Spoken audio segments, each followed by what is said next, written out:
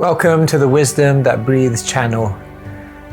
Across all our platforms, we try to share wisdom which is relevant and accessible to everyone. But on this particular platform, we go deeper into some of the ancient principles found within the scriptures. If you find some of the terminology difficult or inaccessible, then go over to our Keshava Swami YouTube channel where you'll be able to find other content which is perhaps more relatable. Thank you and enjoy the wisdom that breathes.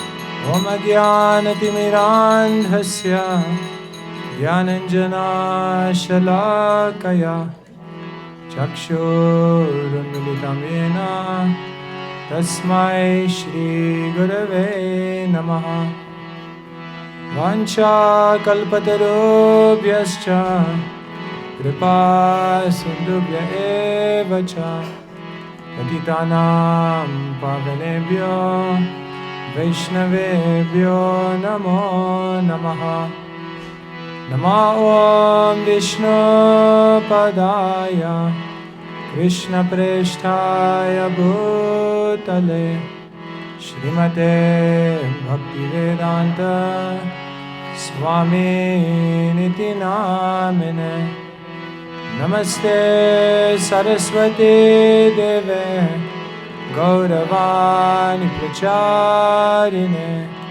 Nirvishesha Shunyavadi Paschathyade Shatarine Shri Krishna Chaitanya Prabhu Nityananda Shri Advaita Gadadhara Shivasadi Gaur Bhakta Vrinda Hare Krishna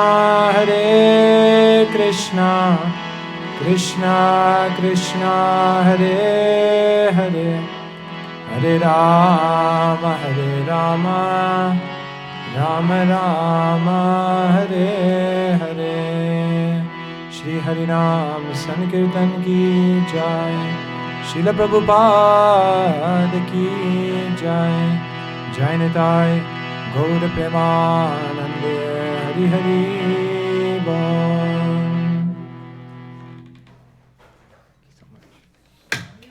Hare Krishna.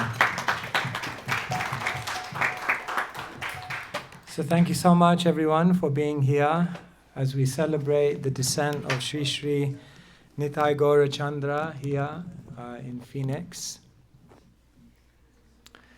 It's explained that one day Krishna was in Dwarka, and as you know, Krishna had 16,000 palaces in Dwarka. And on this particular day, he was at the palace of Satyabham. And Rukmini, she was in her palace and she was thinking, when will Krishna come? When will Krishna come? When will he come? Then at one point, as she was thinking this, a knock came at the door. And the messenger came and said, Krishna is coming. Krishna will come soon. Make all preparations. So Rukmini was ecstatic. She began running around the palace, cleaning everything, preparing everything, decorating everything. And then sure enough, there was a knock. And she opened the door and Krishna had come. And so Krishna came into the palace. Rukmini was ecstatic. She welcomed Krishna in. And the very first thing is she asked Krishna to sit on the couch. And as they sat on the couch, then they were talking. She was looking into Krishna's eyes, Krishna was looking into her eyes. And after some separation, being together again, they felt great love for each other. And as this ecstatic conversation was going on, then out of nowhere, Rukmini started crying. So Krishna said, what happened? Something I said? So she looked at Krishna crying. She said, you'll never understand. So Krishna said, no, I understand. Tell me. She said, you'll never understand. Krishna said, no. Vedaham samatitani vartamani nicharjuna bhavishyani chabhutani mamtu vedana kaschana. I know everything. I know past, present, future. I know all living entities. Rukmini said, don't quote Shastra to me. She said, you will never understand.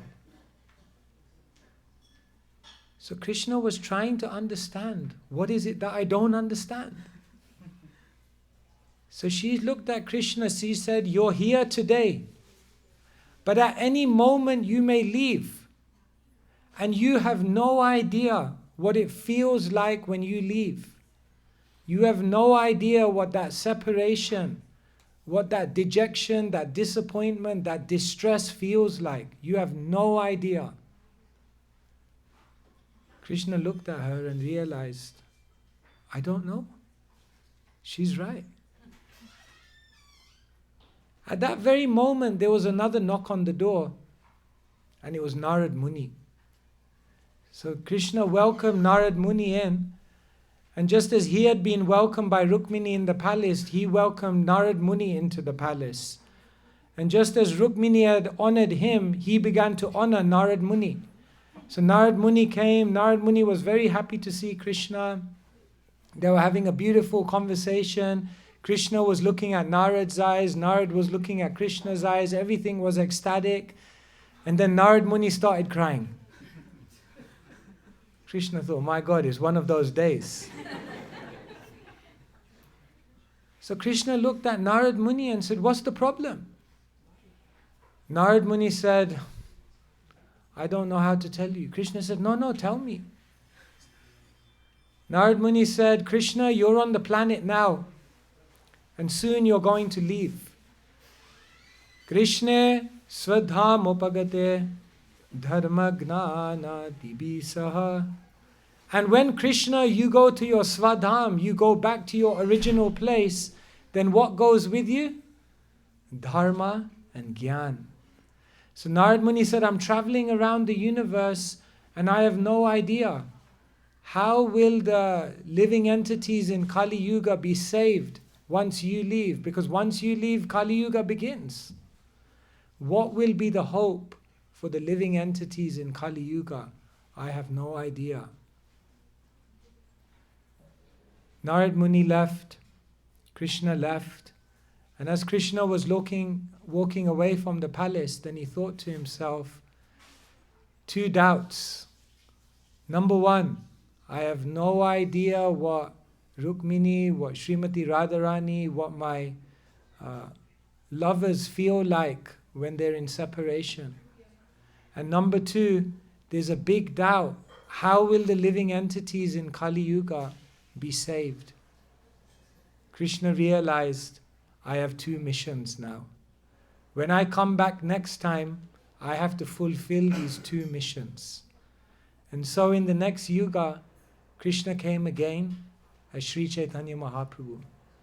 And as Sri Chaitanya Mahaprabhu, Krishna made sure, I have to try to understand, what is it that Rukmini, Srimati Radharani, what is it that they feel?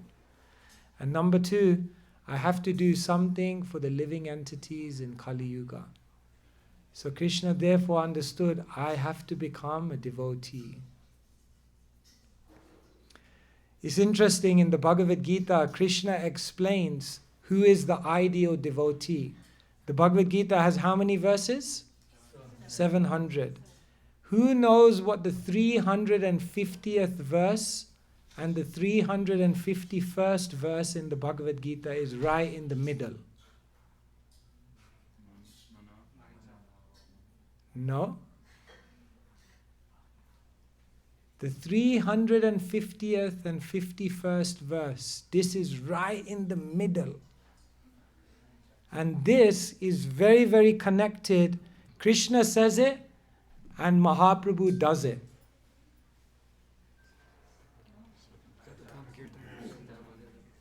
Yes, Prabhu got the second one. The first one, 350th verse, Mahatmanas tumam partha devim prakritim ashrita bhajanti ananya manaso gnatva bhutadim avyayam. Krishna says the Mahatmas, the great devotees, what do? Devim prakritim ashrita. They take shelter of the internal energy. And who is the personification of the internal energy? Srimati Radharani. And what does Krishna say in the very next verse? Those same Mahatmanas, along with taking shelter of the internal energy, what do? Satatam kirtayanto mam yatantascha dhridavrita namashantastumam bhaktya nityayukta upashate. So Krishna realized, what do the great, they're always chanting. So Krishna knew in the next yuga, if I become a devotee, then I have to become the best devotee. Because whatever I do, I have to do the best. So, Sri Chaitanya Mahaprabhu is actually the heart of the Bhagavad Gita. Sri Chaitanya Mahaprabhu is actually the heart of Krishna. Sri Chaitanya Mahaprabhu and Nityananda Prabhu are therefore Sabhayavatar Sara Siromani, because they represent the highest aspiration of the Supreme Lord. And so, if you come across a theology where the devotee cries for God, you have to understand this is very advanced. If you come across a theology where God cries for the devotee, then you have to understand this is even more advanced. But if you come across a theology where God becomes a devotee to cry for himself, this theology is off the scale. This you will not hear about anywhere, in any culture, in any tradition. Only in Gaudiya Sampradaya. Gaudiya means coming from Gaudadesh. But the commentators say Gaudiya has another meaning. Gaudiya comes from Gaur, Jagri. Because Gaudiya means the sweetest teaching, the sweetest mood of God, the sweetest process, and the sweetest relationship. Therefore, even today if you go Bengal, everything is sweet, no? They have the best sweets, they have the sweetest voice, sweetest dancing, sweetest culture, very sweet, madhur. So Sri Chaitanya Mahaprabhu is very, very special. And so today Sri Chaitanya Mahaprabhu is appearing everywhere in so many places. Priti Viteyachayata Nagaradi Gram. He wants to go everywhere. And by His unlimited mercy, He descends in our life. And He's arrived here in the form of the deities.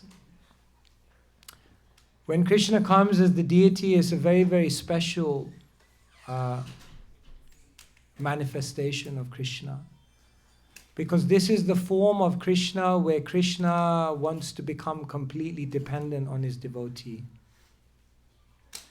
This is the form in which one can have a very, very intimate relationship with Krishna, because Krishna is making himself completely dependent on you. Krishna can do everything himself, but in this form Krishna says, I can't do anything. You have to feed me.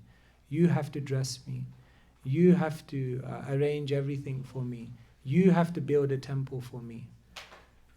Madan Mohan said to Sanatan Goswami, you have to also give me something with this dry roti. He doesn't need anything, but he becomes completely dependent. So it's a very, very special relationship. But now I have one question for you. Sometimes people ask, why do we spend so much energy, attention, resources, money on worshipping the deities? Sometimes people ask. Krishna says, Patram pushpam phalam toyam yo me bhaktya prayachati.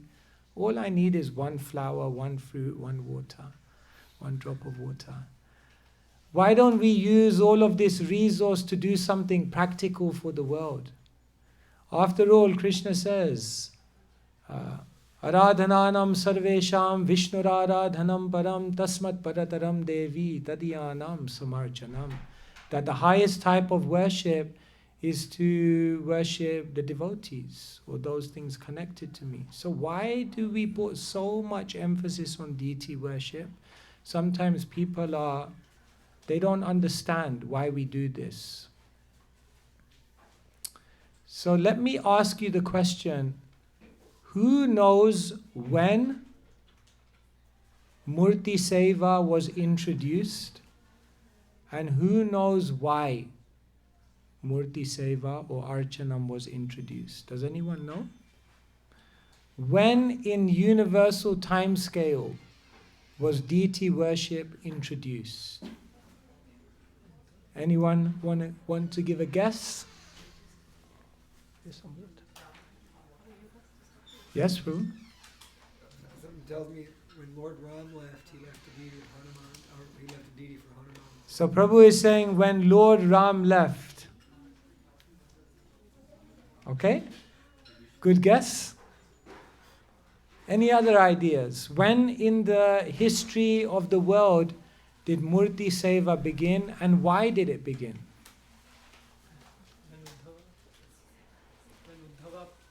Uddhav? When he went where? When he was like discovering all the places of the when Krishna did his pastime and he showed the deities. Okay, so Prabhu is saying after Krishna was winding up his pastimes, then Uddhav was introducing. Good guess. When was deity worship introduced? Yes? I think after Krishna left, grandson of Krishna, Vajranabh. he installed the deity first. So this is true, yes. Krishna's great grandson Vajranabh, he introduced many deities of Krishna. But even we know that Nanda Maharaj was worshipping a deity. So Vajranabh didn't begin deity worship. He established deity worship, but he did not begin. Nanda Maharaj was already doing. When did deity worship begin? And the question is, why did it begin? It's many may not be aware. Yes, Prabhu? I think when Sita Devi vanished to the forest, Mm-hmm. and Lord Ram had to conduct a yajna without the wife, could not be conducted. So Ramana suggested to install a deity of Sita Maharani and conduct the yajna. Okay. This is definitely true, but it's still not considered the reason. Yes? Yes. So considering the part of nectar devotion where Rupa Goswami says that if you are still attracted to the worldly matter, or you are interested in seeing the things of the world, do not go to Kesighat and see that beautiful form, defining that if you directly see the form of the Lord while worshipping, then all your senses can be under control. Okay, so this is a very beautiful verse. Smeram bhangi traya parichitam sachivishtirna drishtim vamsi nyasta dhara kishalayam ujvalam chandrakena govindakyam haritanum iti keshitirtho pakanthe ma prekshistastava yadi bandhu sange stirangaha. Very beautiful verse. Rupa Goswami says, if you are at all interested in family, friendship, love and society, don't go to the banks of the Yamuna, because there is a boy there, his name is Govinda, and if his eyes meet your eyes, then you will forget everything.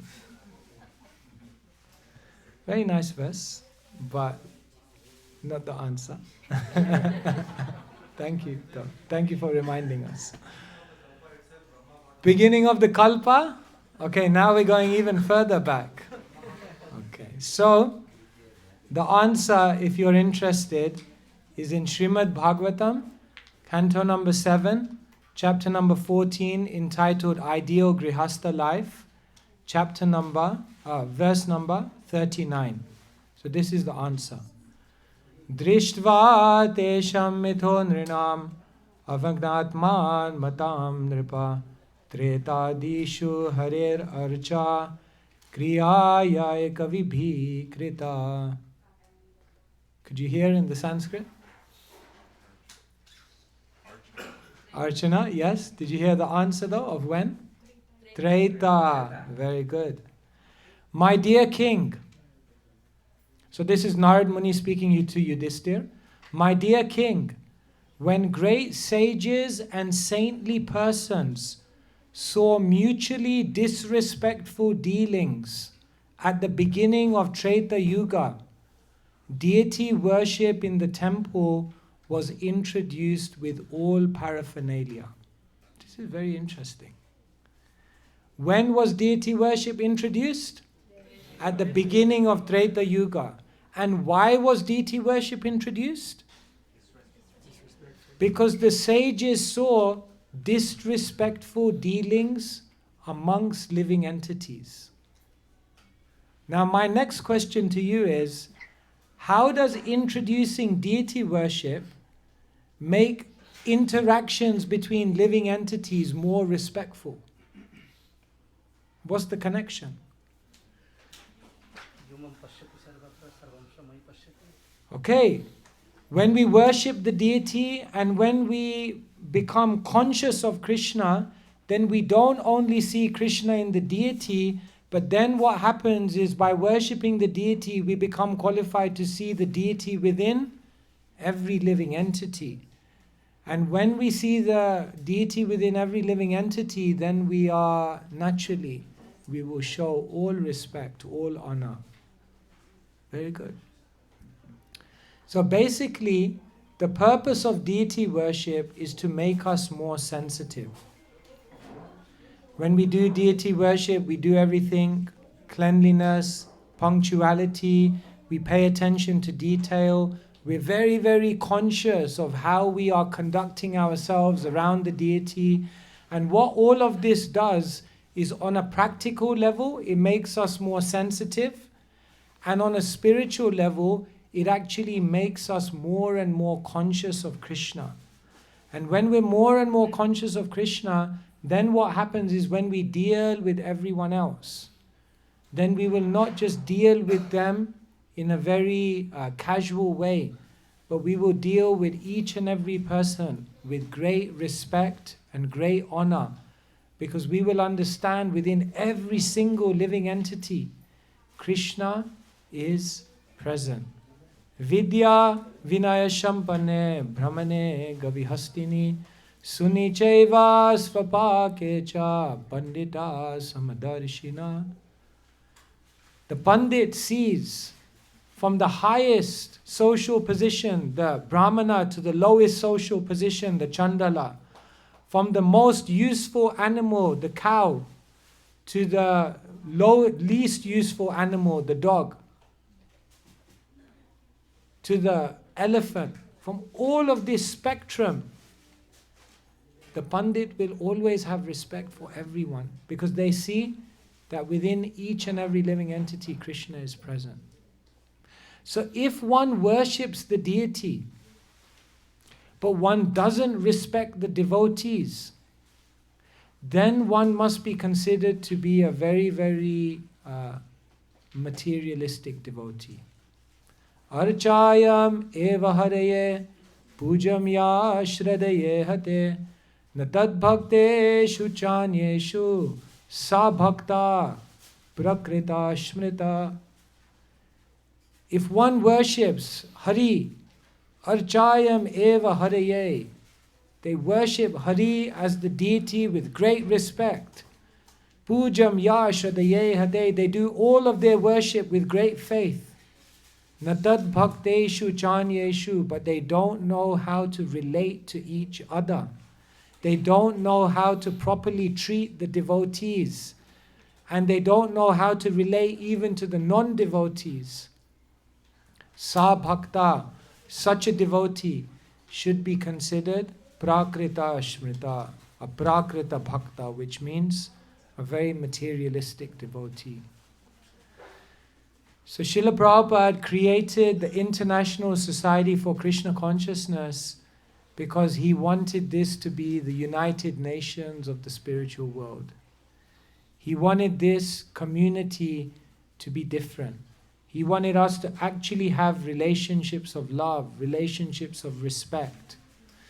But in our communities, if there is disunity, if there is fighting, if there is fault finding, if there is envy, if there is exploitation, if there is neglect and inattentiveness and insensitivity towards each other, then Krishna says, Sabhakta prakrita shmita, then you have not advanced.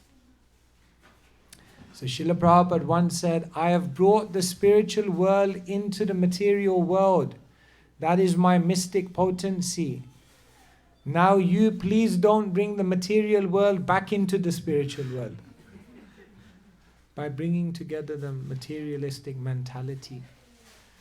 So when the deities come into our home, into our lives, then we must understand this is helping us to become Krishna conscious, and this is helping us to actually learn how to relate to each other.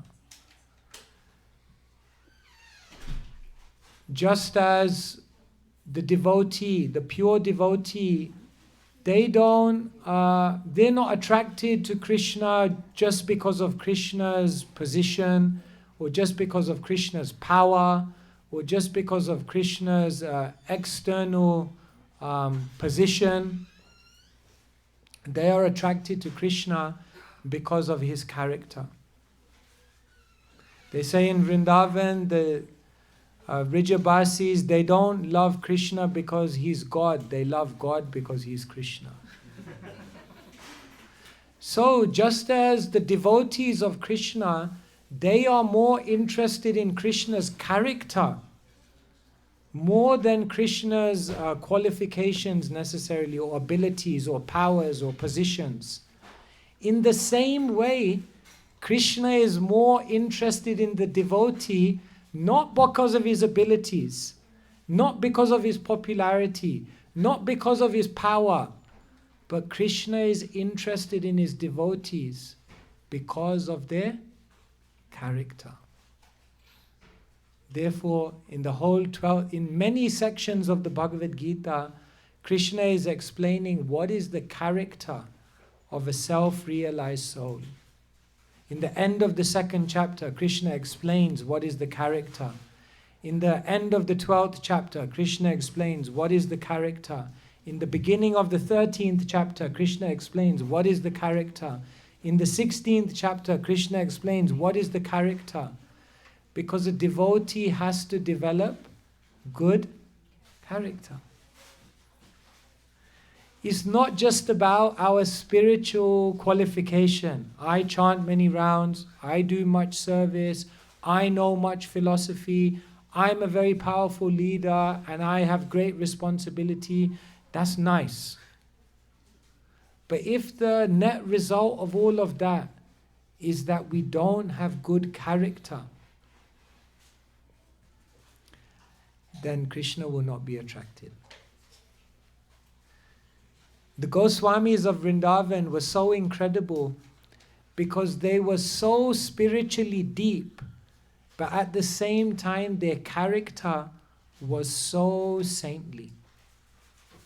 Sometimes we say the Goswamis of Vrindavan, they are masterminds of bhakti. They're masterminds because number one, they've mastered their own mind. Number two, they're masterminds because they know the mind of their master. But number three, they're masterminds because they have captured everyone's mind by their character. Everyone fell in love with the Goswamis, not because they were chanting so many rounds, not because they were doing so much austerities, not because they knew Nana Shastra Vicharane, no. Because they actually had saintly character. When Sanatan Goswami would come to Govardhan, then he would come, Bhakti Ratnakar explains, and as soon as he would come in one village, everyone would come running, crying, "Oh, Sanatan Goswami, you are here." Although he was a great saint, they loved him as their own. There was no formality. The kids would come and they would touch his feet, and the adults would come and they would embrace Sanatan Goswami, and the elders would come and they would bless him as though he was their own son.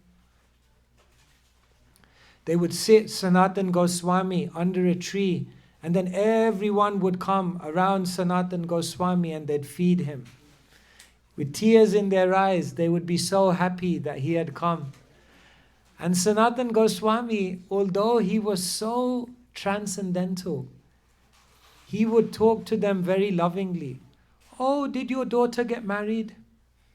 Oh, how was your harvest this year? Did you get many vegetables? How is your father's health?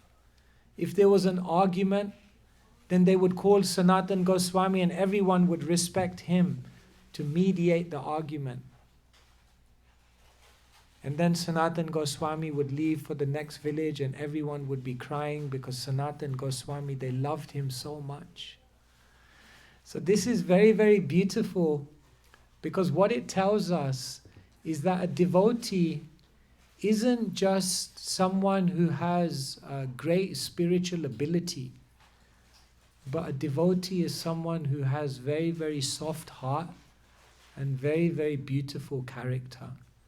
Yes, they've mastered their mind, but their character is so beautiful that they capture the minds of everyone else. Everyone falls in love with them.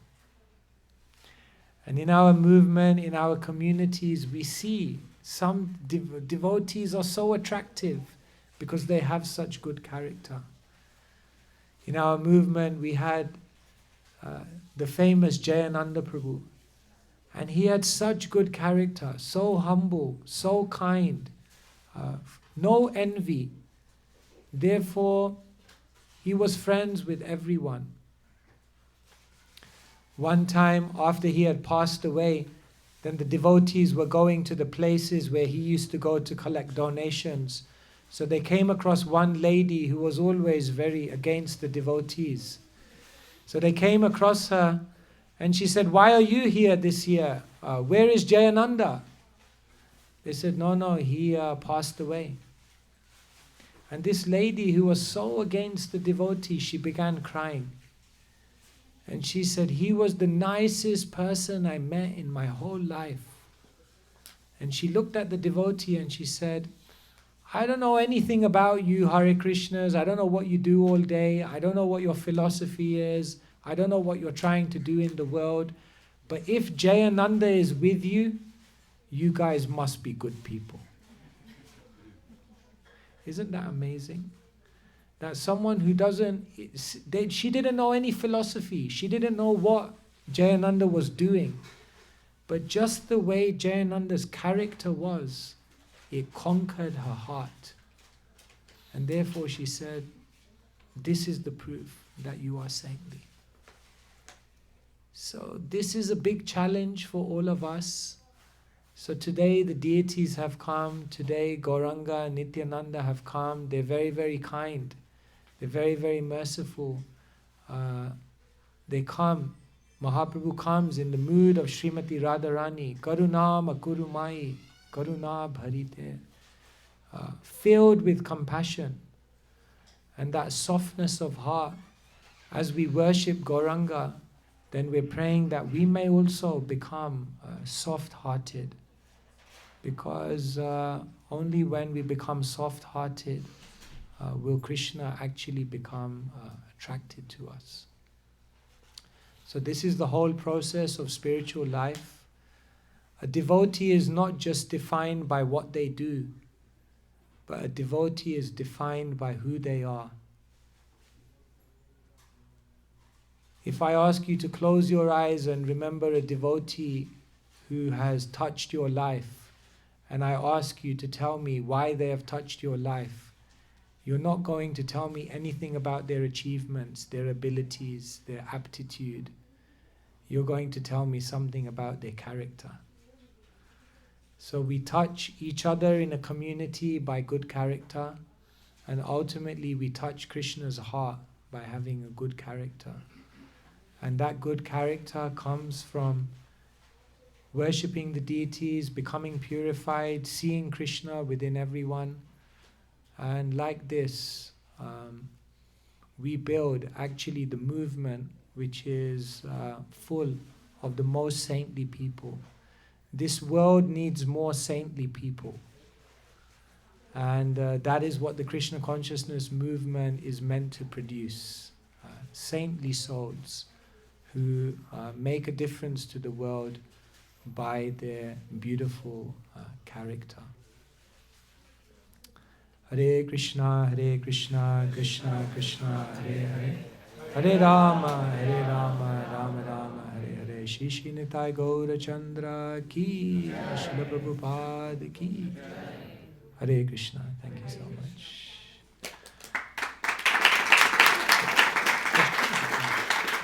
Will you take questions or finish? Okay, we have a few minutes if anyone would like to ask any questions or would like to know more. Yes. Maharaj, you were differing, you were asking the question and giving the answer based on the, when the deity worship started, right? And you quoted the sloka also.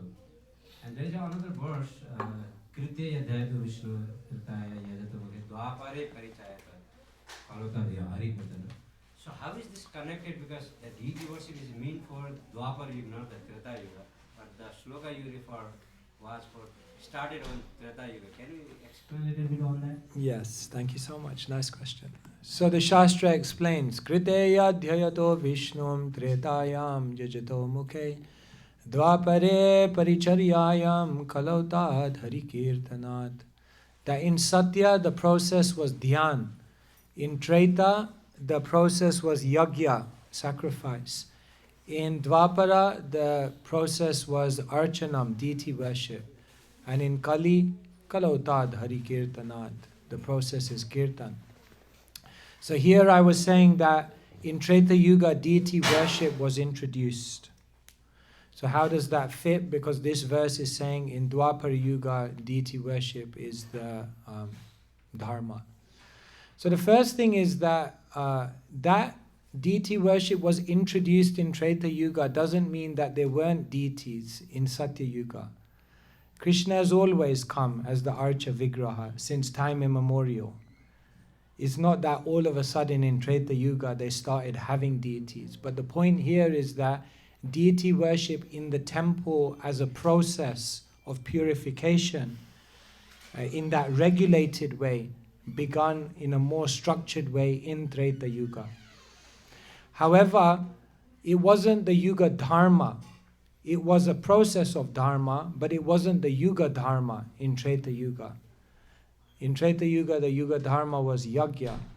But as people's capacity reduced, then in Dwapara Yuga, that deity worship which had already been introduced later on became the Yuga Dharma. Just like in Kali Yuga, the Yuga Dharma is Harinam. But Harinam was going on in all Yugas.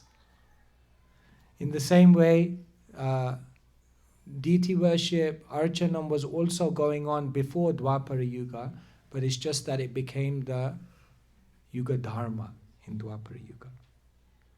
Does it make sense? Thank you. Thank you so much, Maharaj, for inspiring to develop a good character. Hare Krishna. Thank you so much, Maharaj. So, Maharaj, when we hear about good characters and all these qualities, theoretically we understand that we inspire to become like that, we try to become like that. But this is also true that all these anarthas, for example, the ego and the enviousness, which is developed because of deep-rooted ego and all those different issues, it's not easy to overcome from them. Even we tried ourselves to forcefully to develop a good character, but still they are so deep-rooted in our heart that we become envious, we have egos, we have all different issues. So can we practically do you have 3 or 4 Three ways. 3 ways to develop good character. You see, there are 2 extremes. One extreme is to think that I can't do anything about my character. Ultimately, my character will change automatically by Krishna's grace if I just keep doing devotional service. Now, there's truth in that statement. Yasyasti bhaktir bhagavatya kinchana sarveir gunaistatra samasate suraha. The 5th canto of the Bhagavatam says, if you render devotional service, then all the good qualities will come automatically. However, the good qualities coming are also a cultivation. Because if we don't develop good qualities while practicing devotional service, then what will happen is we will commit aparad. And if we commit aparad, then the bhakti won't have the same effect. And so, can you force yourself to become humble? No. Humility is a gift from Krishna. When you actually develop some love, then you naturally become humble.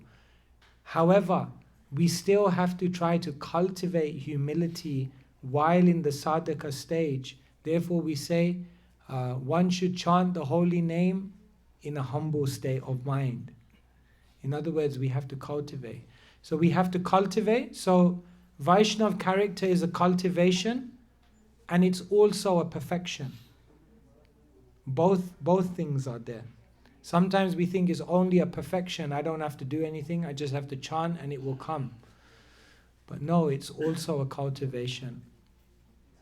So, yes, we have many anarthas. It's not so easy to force ourselves into just developing good character. So, all we can do is try. And the other major thing which helps us, which is so important, which actually Mahaprabhu taught through Sanatana Goswami, is the importance of following Vaishnav culture.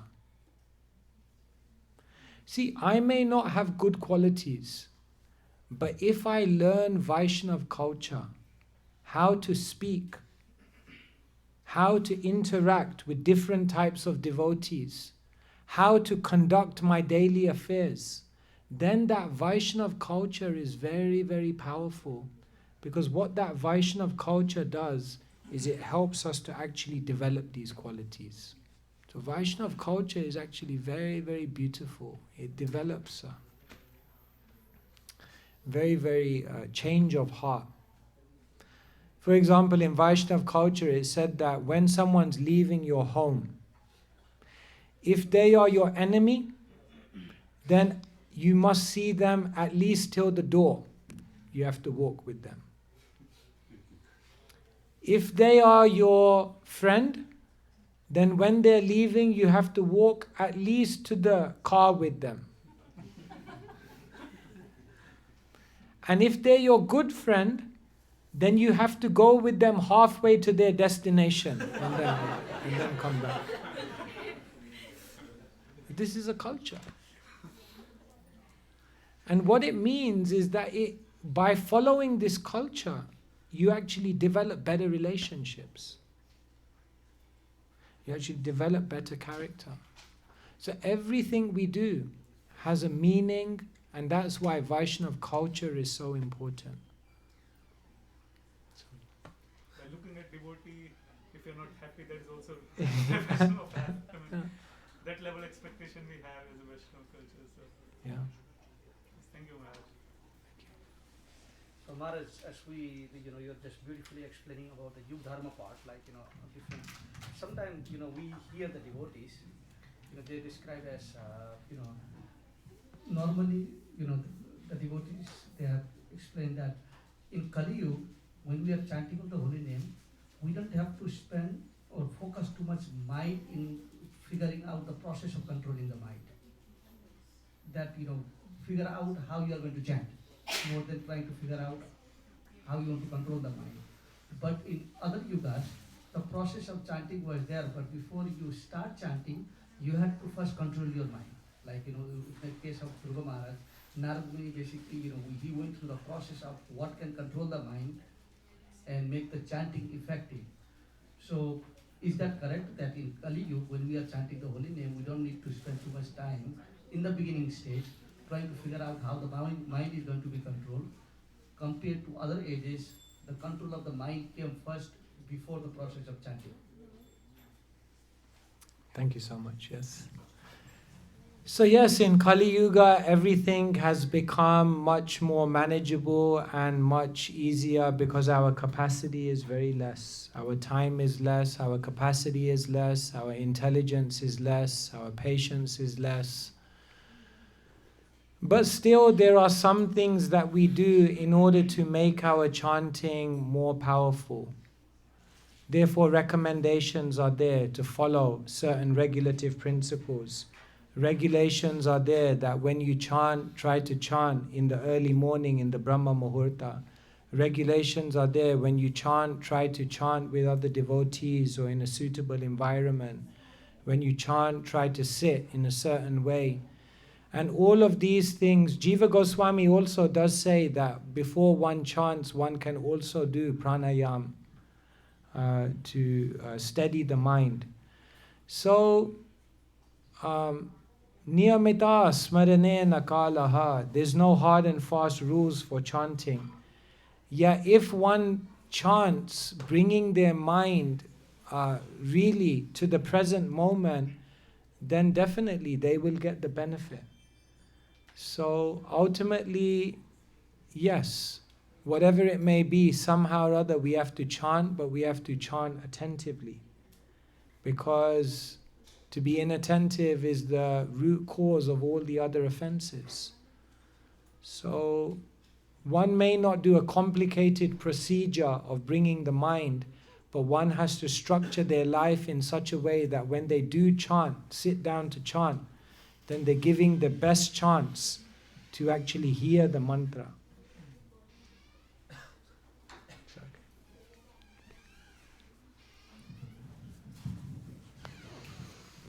Thank you so much, Maharaj, for the beautiful, inspiring class. My question is about Vaishnava character.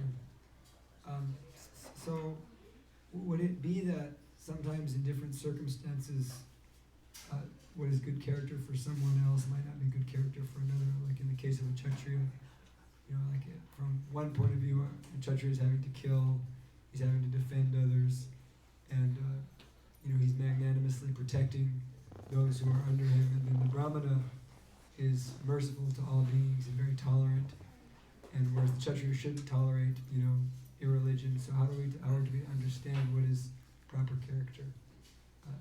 Thank you so much. Yes. So we have Varnashram duties. We play different roles. And then at the same time we hear about Vaishnav character and how do they both go together. See, what does Mahaprabhu ultimately say? Naham vipro na cha narapatir napi vaishyo na sudro. I'm not a sannyasi, I'm not a brahmana, I'm not man or woman, I'm simply gopi bhartu padakamalayor das das anudas. So actually, all of us may play different varnashram roles, but the deepest identity is that we're Vaishnavas. The deepest identity is that we're the servant of the servant of the servant. And therefore, there's no question, every devotee, whether they're playing a Kshatriya role or a Brahmana role, every devotee must have humility. However, how they express that humility day to day in the course of their interaction with this world may differ. Therefore, it's also said of the Vaishnav, Vajradapi kathaurani mriduni kusumadapi lokataranam chetamsi konuve gyatumishvaraha. That a Vaishnav can be harder than a thunderbolt and softer than a rose. And in both situations, it's a beautiful exhibition of their Vaishnav character. So there's never a time when a devotee is not humble. There's never a time when a devotee is not tolerant. But in certain situations, externally, they may have to act in a certain way. Arjun had a very soft heart. But when he understood what his duty was, he went out onto the battlefield of Kurukshetra and he fought like anything. But it's not that he lost his humility or he lost his tolerance, but he just learned how to imbibe it in such a way that he could simultaneously play his role as a warrior. So, Prabhupada once said, the anger of a pure devotee is like a deep ocean. On the surface there are waves, but deep inside there is great calmness. So therefore, a Vaishnav who's a Kshatriya, on the external they may have to show the waves. They may have to show some aggression. But it never becomes so much that Krodhat Bhavati Sammoha, that anger then imprisons them into delusion. Does that make sense? So beautiful. Beautiful answer. Thank you so much, Mother. Thank you. Thank you so much. Okay. Any other final questions? Finish there? Okay. Okay, last question, yes. Why do we fast on Ekadashi? Yes, many of us have asked that question. So Ekadashi is also known as Upavas. Upavas means to reside, and Upa means close. So the idea of Ekadashi is the day when we can reside close to the Lord. So why are we fasting? Because the idea is to free up practical time and free up the thought process, the mental energy, so that we can invest all of that in residing closer to the Supreme Lord. So the idea is that eating takes a lot of time physically, because you have to cook and you have to sit there and eat, and then you have to digest. Digestion is the biggest thing. And mentally it takes a long time, because so much of the day we're thinking, what will I cook, when will I eat, what's the time? So already mentally is taking time, practically is taking time, and then time, no time. So just stop. So much time.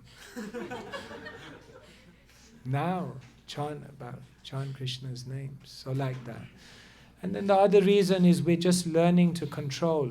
Remember, we have to become masterminds. We have to get control over our mind and senses. And so, of all the senses, lobhamoi sudurmati, the tongue is the most voracious. So if you can control the tongue, you can control anything. And so fasting helps us to then conquer over all the other senses like that. Okay. All right. Thank you so much. Hare Krishna.